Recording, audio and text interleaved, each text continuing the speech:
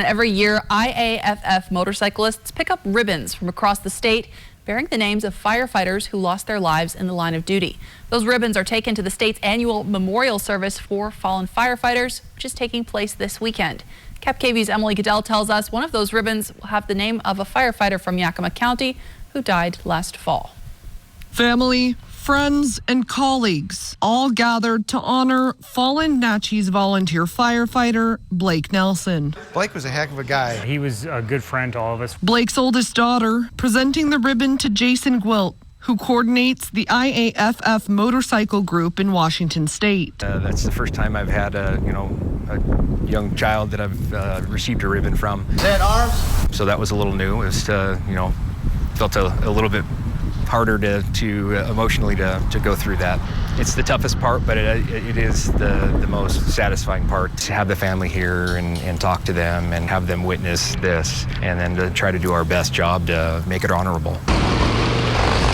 Naches Fire Chief Alan Baird says Blake was just 35 when he passed away last fall from complications due to COVID-19, leaving behind his wife, Lindsay, 3 children under 10, and a 4th on the way. Molly was born after Blake's service in February, so it's really sad to know that Molly would never get a chance to actually see her dad. But Blake's former colleagues, like Naches Ranger District Fire Management Officer Jason Emhoff, say they're still looking out for his family. It's individuals like Blake that dedicate their lives to not just their family, but to protecting other families. He did everything day in and day out. And there's lots of people in the fire service that give everything they have, and it's not always recognized. Baird says when bad things happen, the community rallies behind them. But the rest of the time, sometimes they forget about us or kind of take our service kind of for granted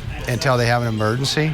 The number of volunteers or people willing to volunteer are always going down. Baird says there's always a need for volunteers and asks for those willing and able to consider it. In Naches, Emily Goodell, KVU Local News.